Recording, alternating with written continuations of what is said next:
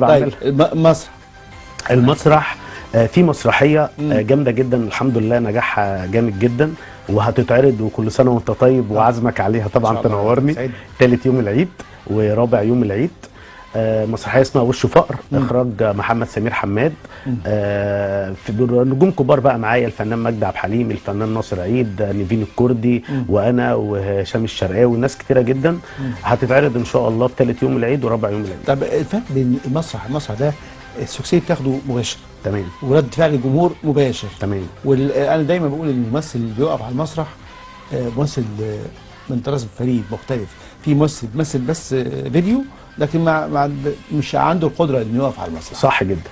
المسرح صعب جدا. اولا هو صعب وممتع. طبعا، لان بتاخد رد فعل الناس. يعني اللي بتشوفك انت صحيح. ممثل شاطر بيبان على فكره، ممثل واقع بيبان. والمسرح ليه كده طقوس معينه، صحيح. يعني ما ينفعش الممثل يبقى نايم.